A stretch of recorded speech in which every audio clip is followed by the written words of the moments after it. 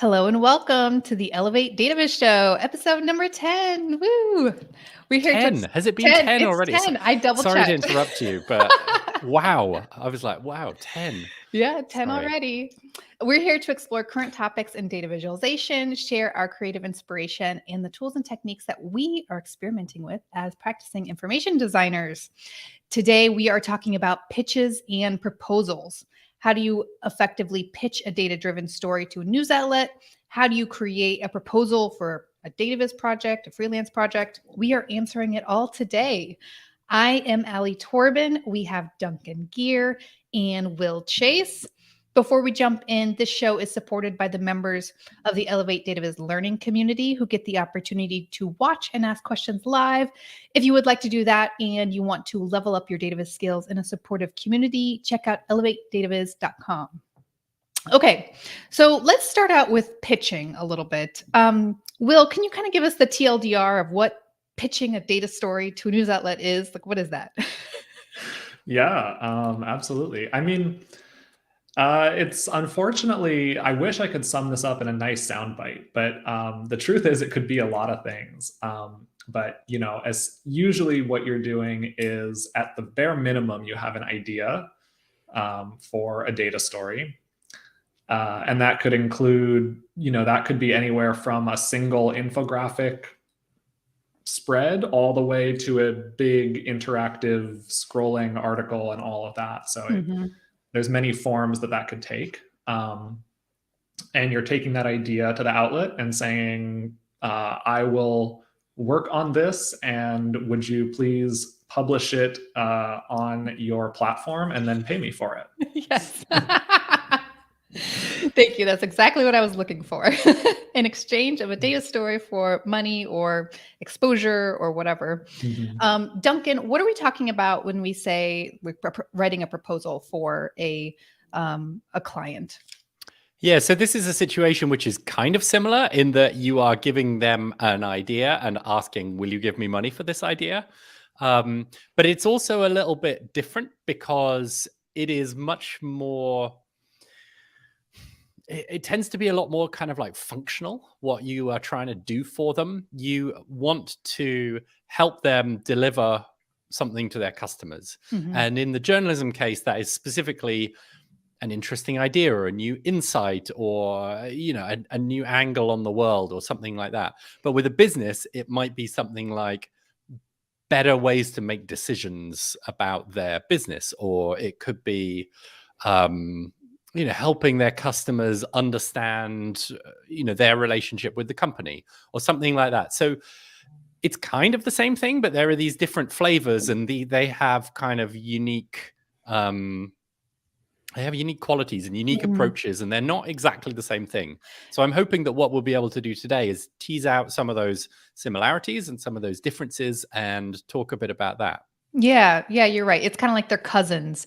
You are offering your services as a data visualization designer, but you're kind of it's packaged up in a slightly different way and solving kind of a different problem for both of those. But you still need to kind of sell your services in some kind of way. Will, for pitching a news outlet, why would anyone even want to do this? What's kind of like the thought that crosses your mind that thinks, oh, I should pitch this to a news outlet? Like, why would you do it, and like, what's it in it for you, really, to even think about doing that?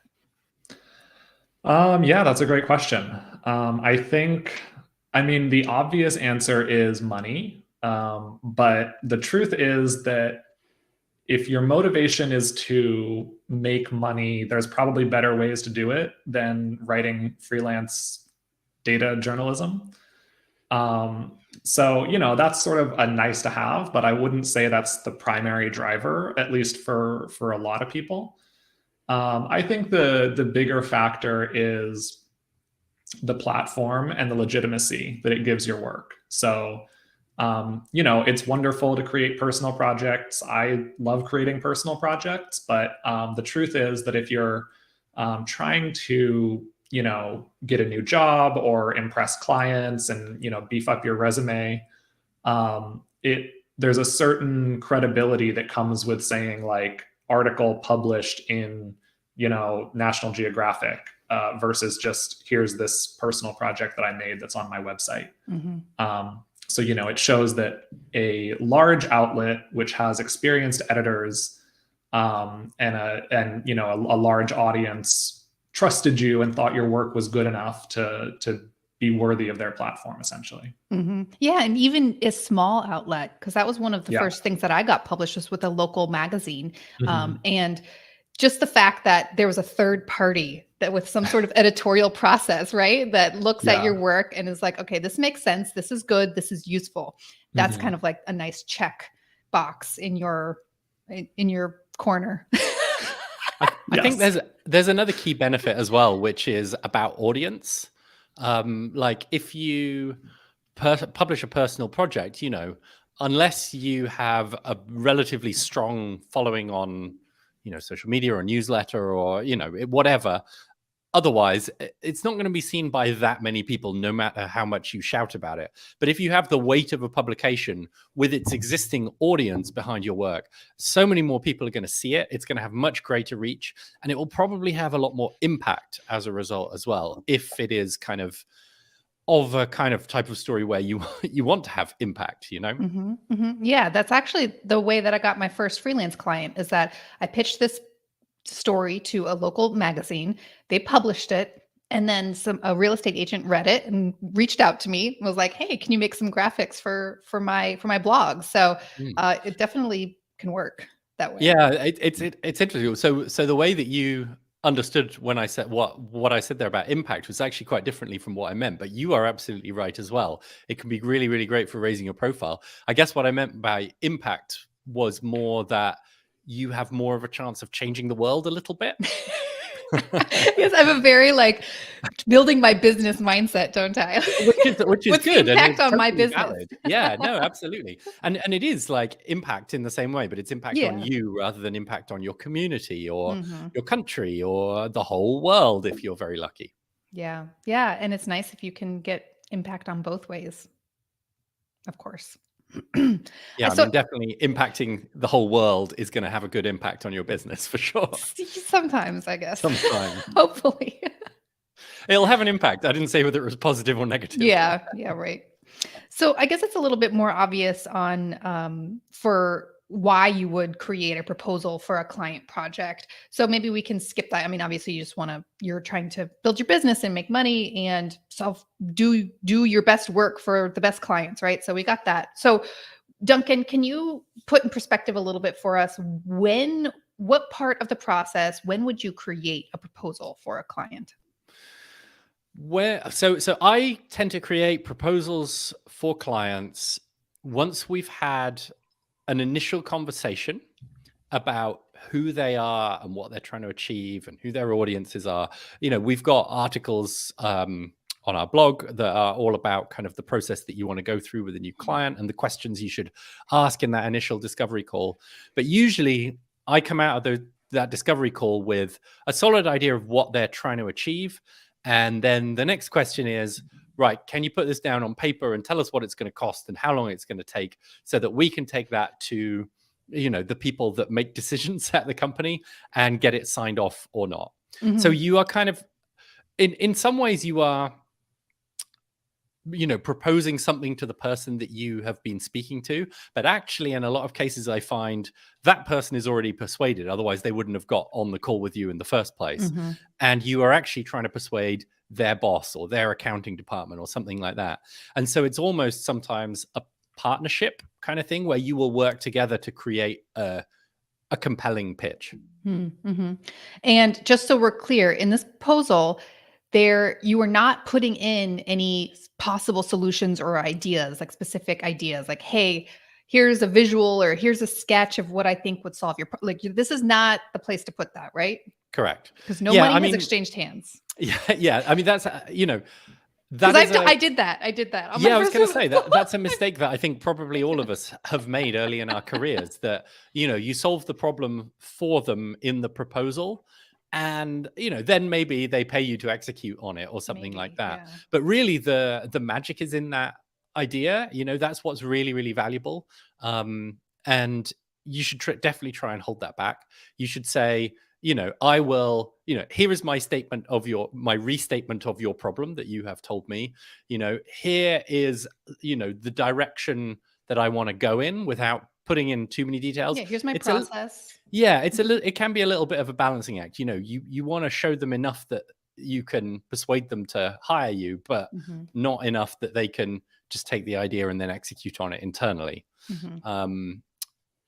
But and then like I said, kind of timeline and what it costs, and any important terms and conditions that they need to be aware of in the early phase, like the fact that you charge a 50% deposit up front. That's quite a useful thing to put in the proposal. Some logistics things. Logistical things, exactly, like when you can be contacted, that kind of stuff. That tends to be what goes in proposals for me.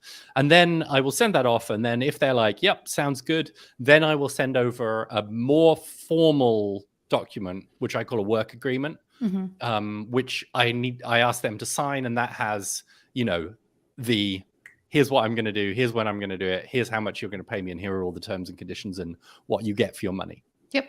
Yeah, I think it's also worthwhile pointing out that there's different levels of proposal. So like what Duncan has been talking about so far is sort of the inside track proposal, I think, where you've already had a conversation with someone at the company is already interested in their work or your work, and they're, you probably don't have a ton of outside competition for this. There is definitely a different type of proposal, which is where a company will actually solicit proposals. And so they'll say, we have a big project coming up and we are requesting proposals for people to work on this project. Sometimes it's called an RFP, request for proposals. And then basically what you're doing in that scenario is competing against a ton of other people. It's like a job application where you're all submitting requests for this proposal, and you'll go through rounds of essentially interviewing and, maybe make it to the final 3, and then they'll ask you to revise your proposal and do all that. And it can be sort of dangerous to do those, I will say. So consider whether this is worth it. There are some people that, once they get to a certain stage in their career, they kind of swear off of these public requests for proposal things. But there is also good reason to take them. These are often, big lucrative contracts. They might be doing this request for proposal because it's a $50,000 or $100,000 contract that you're competing for. I have also seen smaller ones too, but that seems more like people are just sort of fishing for the easiest fishing method of getting a bunch of people to submit prices, without actually having to talk to anybody. So that's kind of where I draw the line, for me anyway, because I don't like to respond to RFPs because I want to talk to someone first. I want to hear from them what is important to them. I want to ask them my own questions to kind of tease out the things like, how are we moving this needle? How are you measuring success in this project? Which a lot of times they don't even put that kind of stuff in the RFP. So you're just shooting in the dark and wasting your time. So unless it's a really lucrative thing or something I really want to get, I don't respond to RFPs and just say, if I get an email saying, hey, we'd like you to submit a thing for an RFP, can I hop on a call with someone? I mean, I want to be able to talk to them first. So that's my personal take on RFPs. I think it's really important in that as well to note the importance of starting to build a relationship, and on the one hand, that's you selling the fact that you are a nice, useful human being to them, but it also has a really, really important role in figuring out if they're going to be a nightmare client. Earlier. That's true. Yeah. You don't want to put in a request for proposal for this $100,000 contract and you win it, and then they are a total nightmare to work with. And you don't know that because the whole power dynamic of the whole situation in a request for proposal situation is very tilted against you, and it's very, very hard to kind of find out what they're going to be like to work with. Yeah, the ideal scenario is they are coming to you for you, but of course, that doesn't always happen. But yeah, getting face-to-face time too, so they can see, hey, you're not just a hired hand, you're someone who asks great questions and really wants to solve their problem. And there's a lot of things you can communicate on a call that you can't communicate in a PDF. All right, have we talked about the changes of RFPs? No, those are all good things. That's a whole other be aware they exist, but be very cautious about red flags, basically. Yeah. That's a whole lot. We should probably do a whole other episode on that. But okay, let's get back to pitching. Will, when you are, maybe you have an idea or already have an idea for a data story, right? And you're like, oh, this would be a really cool thing to pitch to news outlets. What stage of the project do you think is the ideal point to be like, start pitching other news outlets? Like, should you be done with the project? Should it just be a one sentence idea? Like, give me some context, what you think is best. Yeah. I, again, will give you a very, it depends answer. So you can pitch at any stage of a project. Some outlets are very open about that, and they'll tell you, like, what do you need for a pitch? I think a good example of that is The Pudding. So if you go to The Pudding's website, they have a very detailed description of, like, here is, the bare minimum you need for a pitch. And obviously you need an idea. I would say you should definitely have a data set. Like, if assuming this is for a data-driven story, you should have at least the data, like, already sort of collected, or like know of a source for the data, or have a concrete plan for how the data is going to come together. I think you should at the very least know that the data says what you think it's going to say. Right. Before you waste everybody's time. Feasibility, I think, is the minimum thing you need to show. So, if your pitch includes a really unusual data source, you need to show, like, yes, I have collected this and done some preliminary analysis, and it shows what I think it shows, because, your feasibility. Same thing if you're proposing something that's very unconventional in the format. So if you're saying, I want to make a, 3D wormhole scrolling video, whatever, like, you should probably have a prototype or an example of what you're talking about. Yeah. So again, feasibility is demonstrated in the pitch. Yeah, Max said that often has been the biggest part, and we agree, Max. That has been. Yes. Duncan and I can tell you, we tried to do a project about spiders, and we wanted to find a data story, and just the data wasn't working out with what we were intending. And then we were trying to create a story out of data we had, and it just was a mess, and it just didn't work out. But and we actually recorded the whole process. And if you're a member of Elevate, then you can look back in the blog and watch through the whole thing. It's quite. I think people would find it quite instructive. Yes. And so you're not alone, Max. Yeah. So I would say those are sort of the bare minimum that you should have. I usually find it helpful to see a little bit of sketching, or at least some inspiration of what you're planning. Like what direction you're going. Yeah, having a format is also critical. So you should know when you pitch this if it's going to be a static infographic, or is it going to be a scrolly telling piece, or is it going to be a more of an essay with some graphics in it. So you should have an idea in your head of the format, at least, and how precious you are about that format, right? Like, like think about it. This has to be an interactive. This has to be a scrolly telling. If that's a deal breaker for you, like, just know that ahead of time and be clear about that when you do pitch. But it is also good to say, hey, I think this would be a great scrolly telling, but I'm open. And I think it's important to say here that the publication should actually publish on a regular basis the kind of format that you are talking about. Yes. Like, if it's a kind of online only publication and you're pitching a double page spread that would only really work in a magazine, that's not going to happen. That's a good point. Brianna asks, are editors at outlets that don't usually have data visualizations open to receiving pitches for data graphics?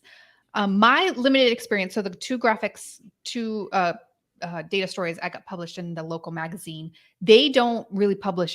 I hadn't seen any other Dataviz stuff, but I thought the data that I did have was about the local area. So I thought, well, it makes sense for a local magazine to run with this. And they were interested in it. So even though they don't normally do it, they were interested, but that's my small subset of my small no, I think that's accurate. I would say it's yes, but it's going to be a little bit more of an uphill battle. You're probably going to have to do more education in your pitch. So there's a couple things you're going to have to figure out. One would be like telling them why this is the right format and why they should be publishing this as a data visualization instead of just words.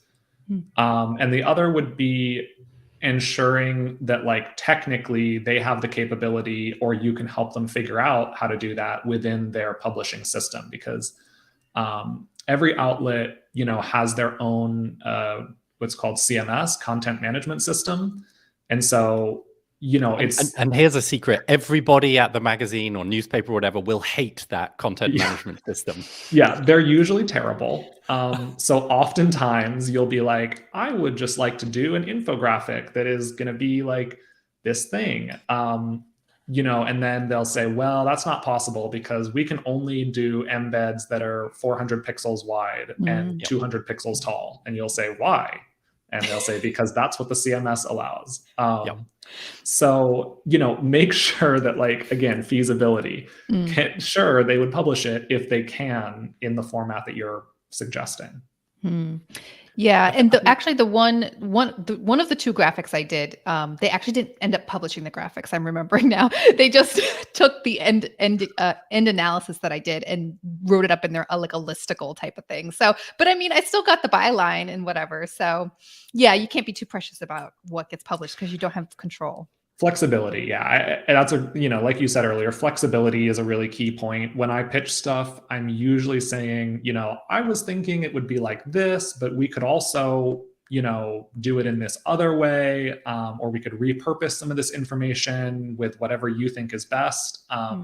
Usually you should be aware that, like, pitching to an outlet, they will want to have some input and feedback on how it looks and how it comes together. So you got to be flexible. I wonder, what do you guys think about? Is there some sort of sweet spot between a news outlet that already publishes graphics and, like, let's say the New York Times, right? Who has what, like 30, 50 people who work on the graphics team, and then a smaller place that maybe, they have one person who could do a chart or two, but it's not really robust. In the other end of the spectrum, someone who doesn't do anything at all. It feels like if you're going to post something or pitch something to the New York Times, they're going to have a pretty high standard on whether they're going to, like, take you to do it, right? Because they have a huge team. Why do we need you, right? But so this is what I was going to say. I'm going to bring up the question again because Brianna asks, are they open to receiving pitches for data graphics? What they're looking for is data stories. And that story can be told in all kinds of ways. And that's what, Will, I think, was alluding to in large part when he was talking about flexibility. What they are interested in is this a compelling story? And from there, you can work out what is the best way to tell that story. But if the answer is yes, is it a good story? They will say yes to the pitch, even if they don't think the format is quite right. And they will probably work out ways to make it work with you if it's a really, really killer story. And that's a situation where I think, the New York Times, sure, they've got like 30 people on staff making data graphics, but you are the only person with that story. And so if you can bring to them a story that none of those other 30 people had thought of, but is still timely and relevant and all the things that I'm sure we're going to talk about later in this episode, then they'll say yes to it. And so it just comes down to how strong is the story really? Or more importantly, how strong does the editor that you are pitching to think that the story is? Good detail, yes. Yeah, but I think I do agree with you, Alec. Like that's a good point about the size of the outlet that you're pitching to is, a big consideration when you're pitching should be, could they just do this themselves? Because that will often factor into whether they feel like they need you or not. Yeah. Okay. So let's transition a little bit to who would you even pitch? Because that's kind of related. How do you find out who to pitch to, Will? Well, you usually just do research and try to find people that work there. You go on LinkedIn, you go on Twitter, you just go to their publication page, look at their published data stories and see who's the byline, who's, when it under the chart, does it say who made that chart? And can you find that person's contact information on the web? Usually you can, because a lot of graphics folks have websites, or the website itself might have their email on there. So that is usually my suggestion, is to informally approach a graphics person or an editor or someone who already works at the publication. And are you just asking them, hey, do you accept pitches? Yeah, so I would say number one is, hi, I'm a data visualization expert. I'm a independent data journalist. I'm a, insert whatever your made up title is here. You don't have to be that thing. You can just say it. No one cares. And we've got a whole episode on job titles if you want to look back in our archive. Yes. So, if you're a person that's currently, let's say you're trying to transition careers. So maybe today you're, business analyst 2 at some company, but you can email them and just say, I'm an independent data journalist. And that's your truth. So say that, and then say, do you accept, I was wondering if your outlet accepts pitches for data stories. I've got a couple of ideas that I think would fit really well for your audience, and then take it from there. Mm-hmm. And also, if you just Google like that outlet plus submission guidelines, right? Usually there's something that comes up that has who to pitch to. I mean, that is kind of like the more formal way, and it's probably going to some, inbox that hardly anyone looks at. Yeah, well, yeah, or that is just like overflowing with stuff, Yeah. most of which is PR approaches that are not, good stories. But it probably has some good information on there to look at anyway. Right. It's worth looking at those. And the reason I didn't suggest going straight there is for that reason from Duncan. They're the PR pitches, it's all overflowing with kind of junk. And so then if they say, yes, we accept pitches, or, the follow-up to that will be, you ask them, how would you like me to pitch you? Just tell me what you want. And so, you can say, would you prefer that I just send you an email right here? Or would you prefer that I send this to an editor or to a different location? Is there any specific information you'd like me to include beyond the basics? So, these things, there's no set rules of like I said, every outlet is different in what format they would prefer you to pitch. So I just ask. Okay. And then choosing which outlet to like who first you got to figure out where you're going to do it, but then that helps figure out who.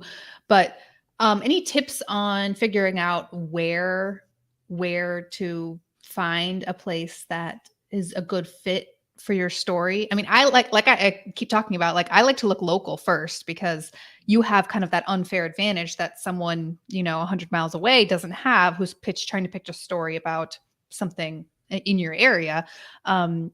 So I don't know. What do you guys think? Any tips on that?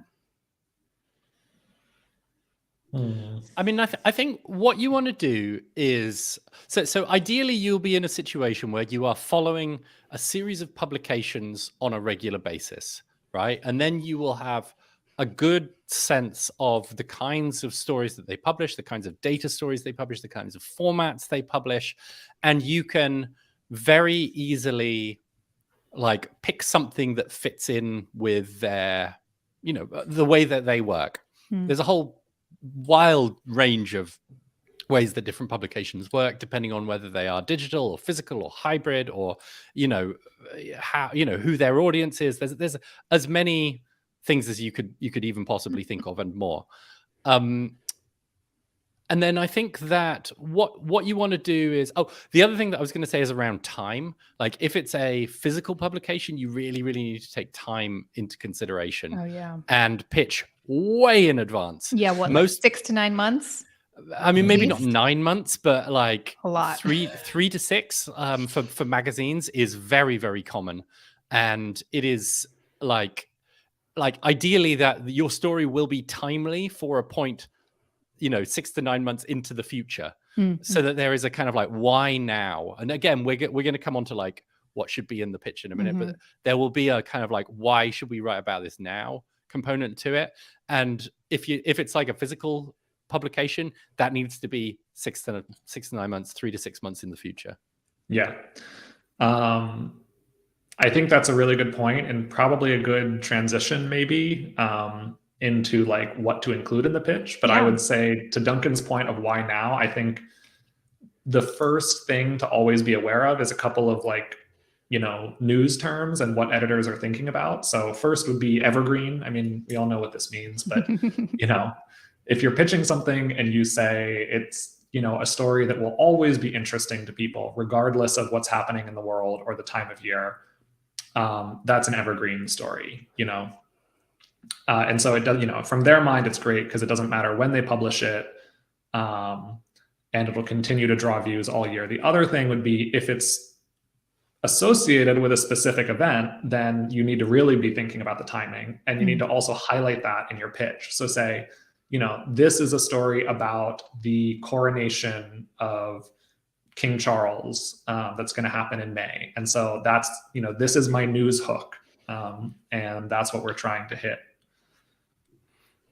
Yeah, I think that term news hook is what editors will use when they talk about that. So yes, you can adopt that terminology if you want to. They will recognize it. Yeah, so a little bit of lingo there. Yeah, I know. So I don't know this lingo. Explain it to me. So news hook, that's my news hook. That's the thing I'm grabbing onto in the future. That's hooking. Yep. This is this is the news hook for this story is the Super Bowl coming up, and it's going to be a story about the what the performance of different quarterbacks was in the past 50 Super Bowls and how it compares to this game or something. So that's the terminology. And it's quite difficult because usually, for something like an annual event or whatever, you will maybe the Super Bowl happens and everybody's talking about it and you're thinking about it and then wouldn't it be cool if there was a story about this? And then you pitch it to an outlet and they don't care because the Super Bowl just happened and nobody's reading Super Bowl stories in 3 months afterwards, Yeah. So hold on to that idea, write it down and then pitch it 9 months later and you will have a much higher success rate. The other thing I was going to say about timing earlier is that especially on a magazine basis, there will be times of the cycle of publishing, whatever it is for the magazine in question, where the editors will be extremely busy and not reply to any emails that don't involve somebody being about to die or something like that. You have no idea what their internal cycle is, but if you don't get replies, it may just be that you pitched it at the wrong time in that cycle, and to try and the next time, try and do it at a different point. I think that's something to think about as well when you're pitching to physical media. Yeah, that was kind of something I was surprised to learn. Surprised just because I hadn't ever thought about it, but just how buried journalists are in emails. So, to not take it too personally if someone doesn't reply to your email. Absolutely. They are just deluged with, we already talked about the kind of the PR deluge, but honestly, they're also deluged in pretty crappy pitches. And so yours needs to stand out. And now we can go back to what Will was trying to start in a minute ago about how to make your pitch stand out from everybody else's. Yeah. What's kind of some major parts that a pitch email should include, Will? Well, we've talked about some of them already. So, obviously you should have the idea and the data and who you are, right? Those things. Yeah. And as part of who you are, why you're a good person to write this story, I think that can be really helpful as well. And what would that look like? So it might be that you have some kind of unique access through your network or something like that. That can be really, really attractive and be a reason for an editor to hire a freelancer rather than getting one of their on staff writers to cover something. Depending on the publication, they can usually open the doors themselves. But if you've got the access already and the relationship that makes the story happen, then that's a big plus in your favor. Yeah, I would say the most common reason that you are the person to write this story is because you have collected a unique data set that other people don't have access to, or done a unique analysis that other people that's a cheat code right there. Right. So, your own data. I have assembled this proprietary data set, and if you want me to write this story, you have to hire me to do it. I love that. I can give actually a recent example of this. So with the climate charity that I work for, Possible, we did a story, or we pitched a story to newspapers about how in London, the mayor is trying to expand the ultra-low emissions zone. And some of the boroughs of London are, they're like, yep, all sounds good. And others are fighting really hard against it. And what we did is we did freedom of information requests to all of the councils in London and asked them, how many electric vehicle chargers have you got? And then we looked at which ones were opposing and which ones were going for it. And we found a really good story that the ones that were opposing it hadn't been rolling out EV chargers, electric vehicle chargers for their residents.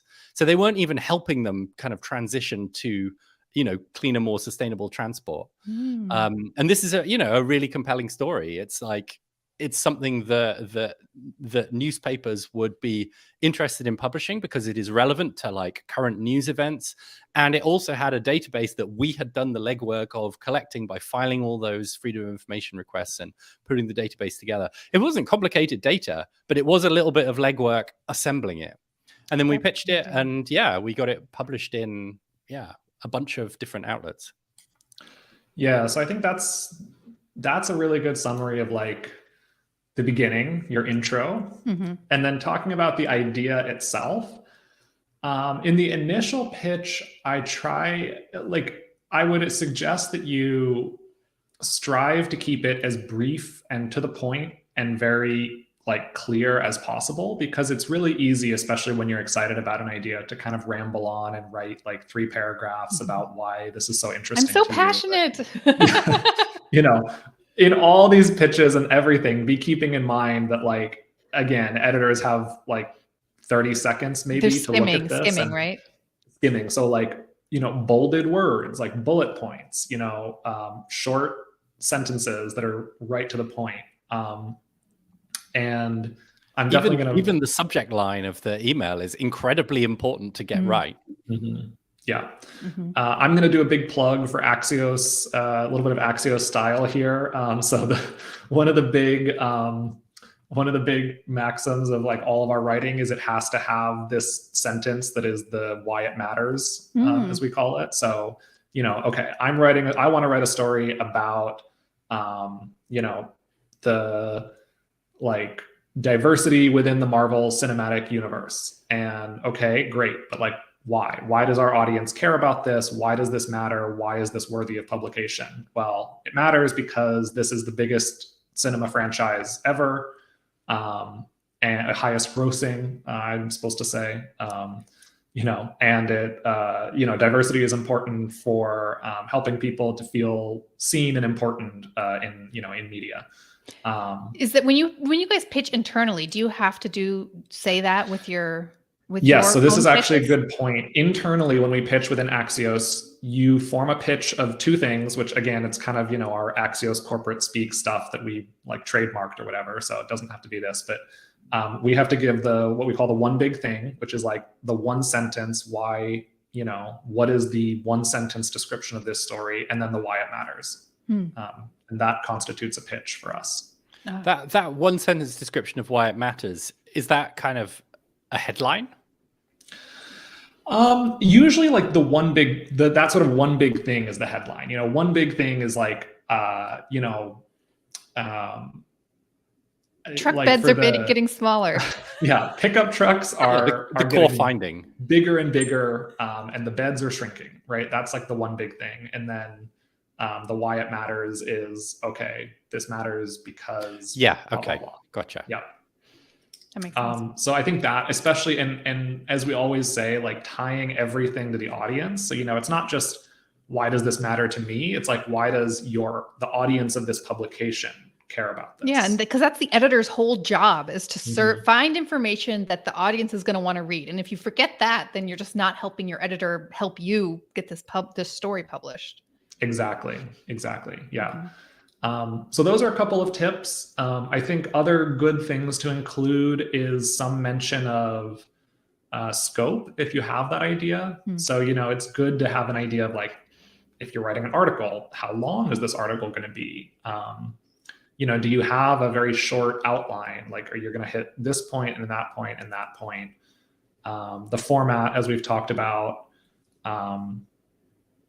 Maybe how long you think it would take you to finish? Because this probably would be their Yes. first question. Like, is this like a Yes. 6-month project for you, or can you finish it tomorrow? Exactly. And another thing that's very important is what help you would need from them, or like what parts you are willing to do yourself.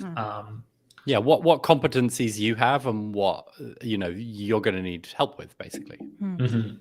Because oftentimes they will pair you up with people on their team. So you might say, I'm a designer and a journalist, but I don't know how to code, and so I would need someone to help me get this onto your website and make this into an article, or anything like that. So yeah.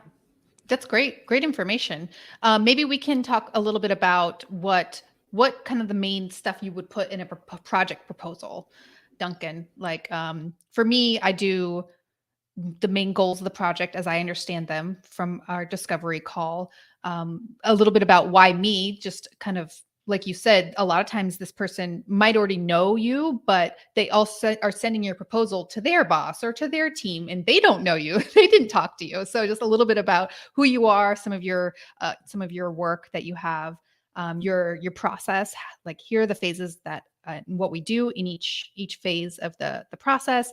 A suggested timeline based on what I've heard, and then the budget, and I don't know and what any else. kind of like T&Cs that we talked about earlier, terms and conditions. I think that, if you've got anything that you just want to make sure that, that they're aware of before you kind of get started. I mean, what I like to do actually in the kickoff, the initial call, is to say, what do you need to see in the proposal? Good idea. Just ask. Get them to tell you.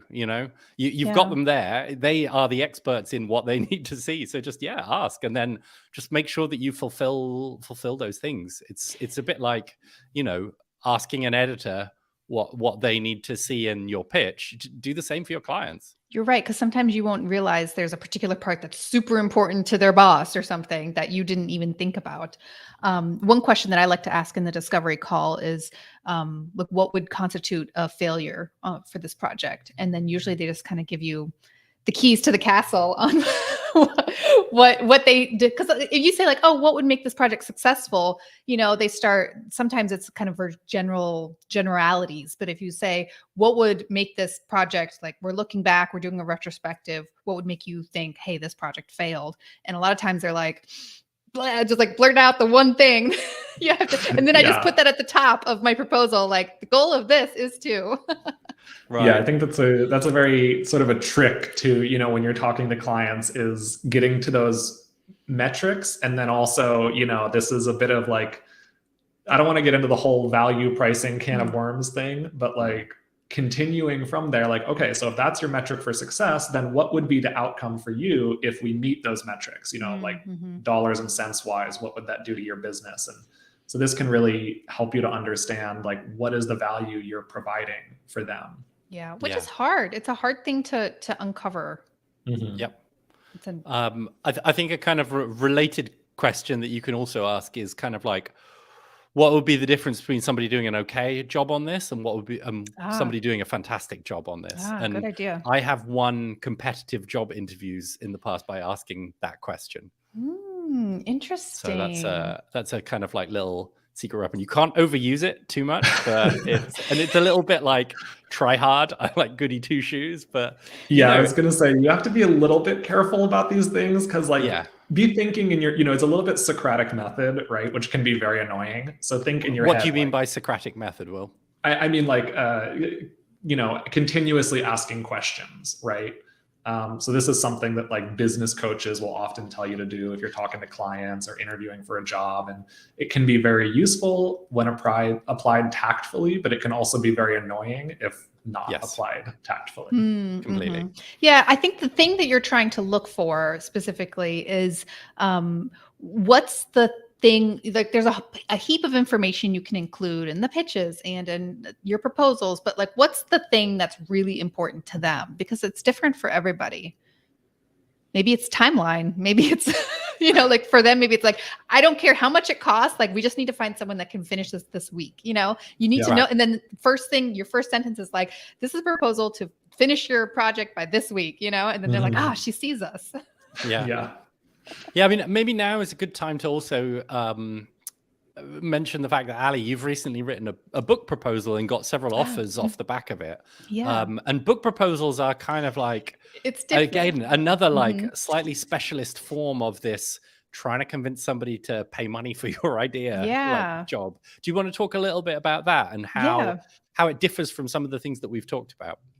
Yeah. So, you have, let's say you have an idea for a book topic or whatever. So I had an idea for a book, like how to develop a creative practice in data visualization.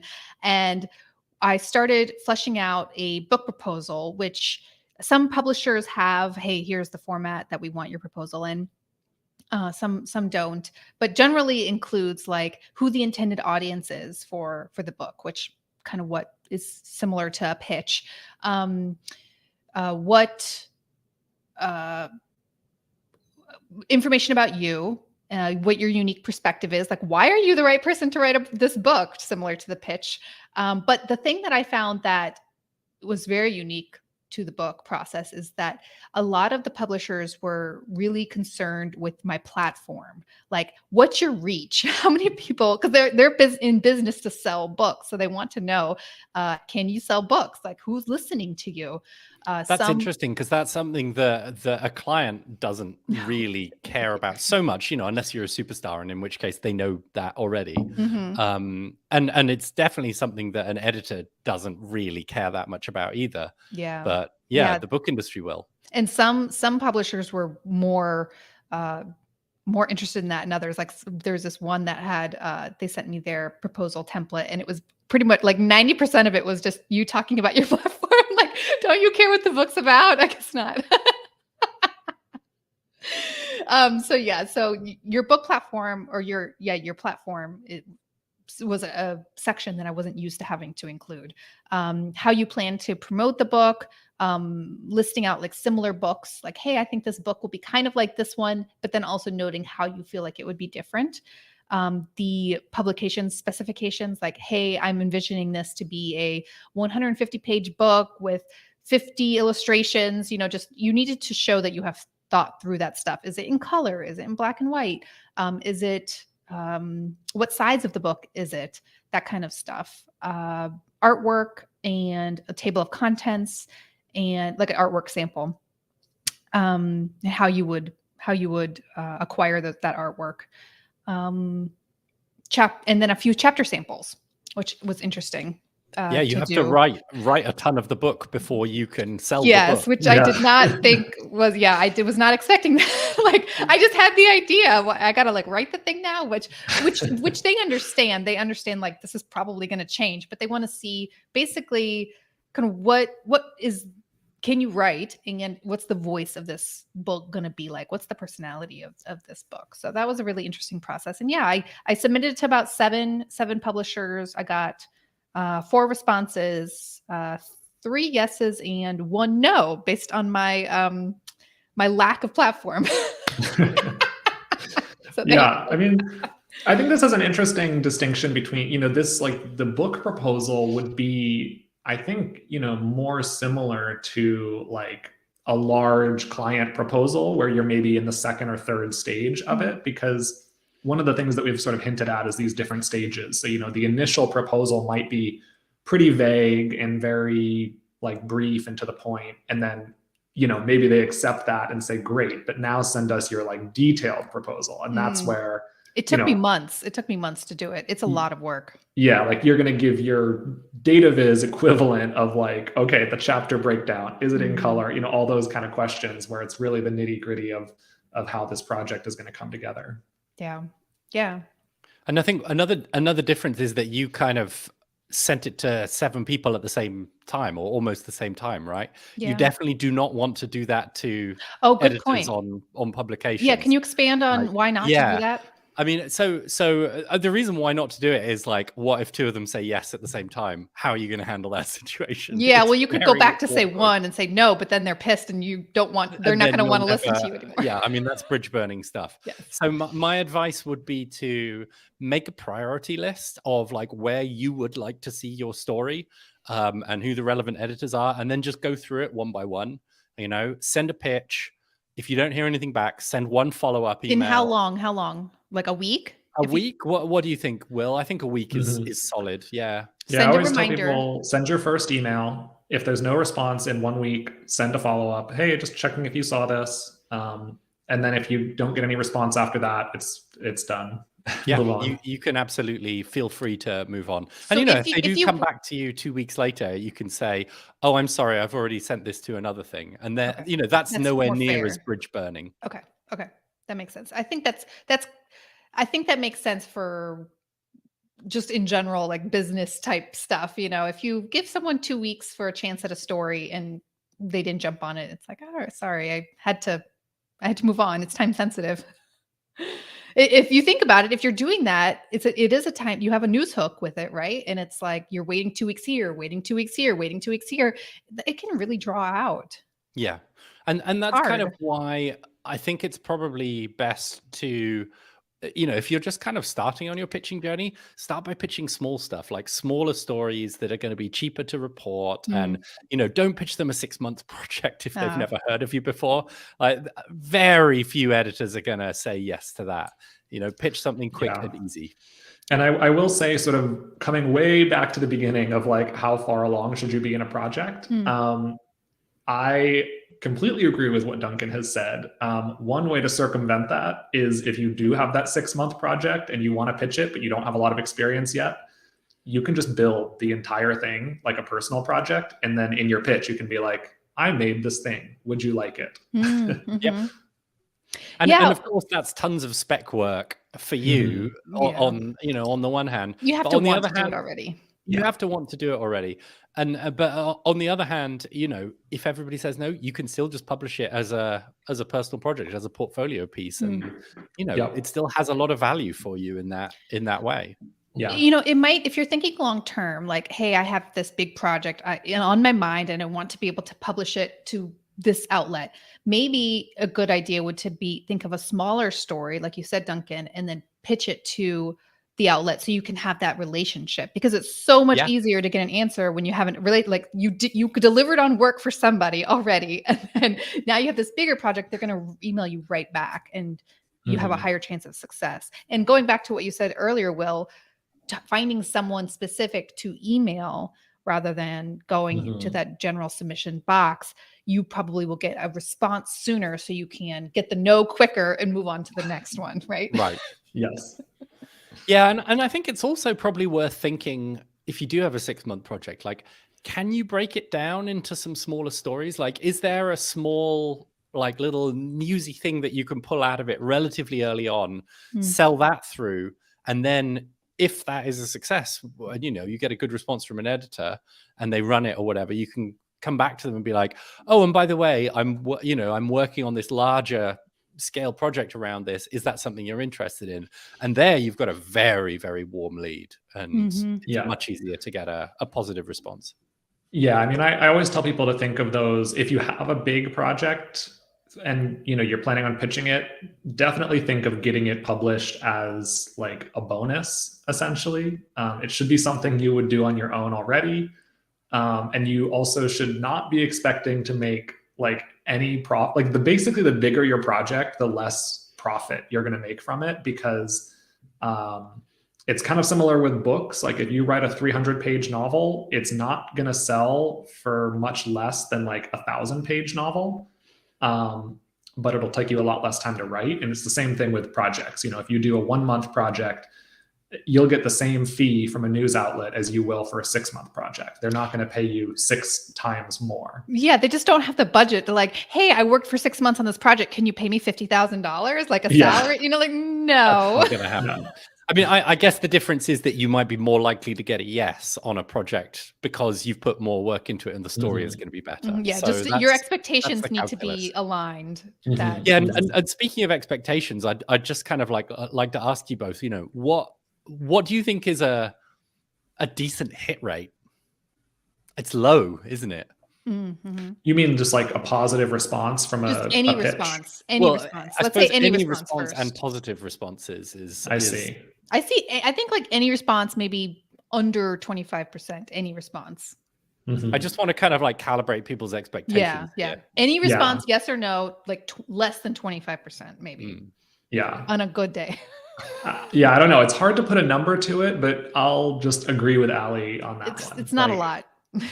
Do not expect to get a response. Less than 50% for sure. Like if you don't get a response, it doesn't mean your pitch was bad or you did something wrong. It just means the editor is overwhelmed or it doesn't work for them or they've run out of freelance budget this month or whatever else. There's so many reasons why they just won't reply to you because replying takes time and they don't have time. We also have a question from Brianna that I wanted to ask Will about.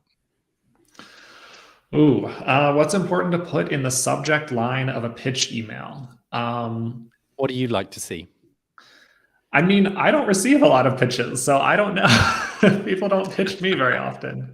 Everybody pitch Will. No, don't. You're welcome to. I can tell you I have $0 in freelance budget, but you're welcome to send me your pitches if you'd like. $0. And you'll be able to direct them to the right place in Axios, right? Yeah, sure, absolutely. But you'll only get a response 50% of the time from Will. That's his less promise. than 25. We set the expectation. Yes. You only have to respond to 1 in 4 emails, Will. Anyway, let's actually answer the question. So I would say, put in there data story pitch or something like that. Idea for a data story, pitch for a data story about X. That'll definitely make you stand out from all the other text, right? Text pitches. Like, hey, I'm just writing things. I mean, one thing to keep in mind is you can do this. You can send the email to yourself and see how many of those words show up in your inbox. Because if you write data, idea for a story involving data about octopus, that is going to show up in their inbox as idea for and that's it. So, those first 3 words are pretty crucial because that's what they see when they pull it up on their phone. Maybe something with the news hook. I feel like that needs to be at the top. Like if it's like the Super Bowl's coming up in 3 months and we're like, okay, come on guys, we need stuff about Super Bowl. And then you see something comes in your email, data story, Super Bowl something. You're like, oh yeah, this is just what I was looking for. Like I was just thinking about that. Right. Yeah, that's a great point. If I were pitching a story about the Super Bowl, I would make the subject line Super Bowl data story pitch. Yeah, so. Or even slightly more specific, like if you can cram in what the actual story is. So it would be I don't know, Super Bowl data story pitch : octopuses or something like that. Something related to football, maybe. Well, I mean, I would open that email. A little bit of more insider Axios hacks. There is quantitative reasons to believe that emojis in email subject lines increase open rates. So there you go. So do the data story about Super Bowl and then a little octopus emoji. Yeah. Chart with upward Try it. Yeah. Thank us later. Yeah. All right, we have just a minute or 2 left. I just want to also, I like your expectation adjustment, Duncan. So can we adjust expectations in terms of what you should be getting out of pitching a data story? Are you going to become a millionaire doing this? No. I can tell you just anecdotally, the 2 that I got published in the local magazine, I think it was $150. And the lady was just like, that's what I know you put a lot of work into this, but this is just what we pay for freelance projects. Is that worth it to you? And I was like, yes, because I'm trying to build my portfolio. Right. So, yeah, I mean, money is one thing that you can get out of a project, and there are tons of other things. That is my standard advice for whenever anyone brings up the pricing question. Journalism does not pay as well, but it does deliver the benefits that I talked about earlier, reach, impact, proof that, you can do your job competently to other people. A third party. Yeah, a third party. Exactly. It is quite prestigious in a way that a client project wouldn't be in the same way, depending on the client, of course, but all things being equal, journalism is more prestigious than business, let's say. Yeah, I'm just constantly thinking to myself, like, what's in it for me if I do this, and is that worth it? And everyone's entitled to make that decision for themselves. If is this worth it to you? What you're going to get out of it? Yeah, but I mean, you are definitely expecting hundreds of dollars, not thousands, for I would say the majority of data stories. Like, if you need to make thousands of dollars, don't get into freelance data journalism. Journalism. Like, go and sell your services to the financial services industry or something instead, and then you'll make bank, and then you can use the spare time you have to do journalism projects for nothing. It's very much a stepping stone, I would say. Yeah, I mean, you say stepping stone in the way that you would step off that stone at some point in your career, and I don't think that necessarily has to be true. I think definitely revisit that stone and step on it a few more times. If you're like with Duncan and I trying to pitch a data story about spiders, we were doing it because we wanted to have fun and create something and see like if we could get something published. And it wasn't so much like a career building thing, but more of like a fun collaboration type thing. So you can use it as a stepping, like I said, what you have to make sure you're clear about what it means to you. And for freelance data journalism projects, it's probably not going to be like lining your pockets. Yeah. Okay. All right. Well, I think that's a perfect, that's kind of a negative way to end, but it is a bit. No, but I mean, so I worked for 7 or 8 years as a journalist, writing a kind of mixture of traditional stories and data stories. And honestly, I had a huge amount of fun. I got to see and do things that I would never normally have been able to do if I was working in a company or, something like that. It really can open doors and give you access. If you could persuade, the BBC or the New York Times or somebody like that to, work on a story with you, that will open doors to almost any organization in the world. They will jump to answer your questions because they, unless you're doing a hit piece on them, and then they will close those doors very hard. But if it's something that's going to make them look all right, they die for that kind of coverage. So you can really access some really, really cool things and experiences and stuff like that. I think that is, for me, one of the best reasons to work on journalism projects. Yes, absolutely. Yes. Thanks for bringing us back up, Duncan. All right. Thanks, everybody. I hope this was helpful in learning about pitching and proposals, and we will see you next time on the Elevate Dataviz Show. Bye. Bye.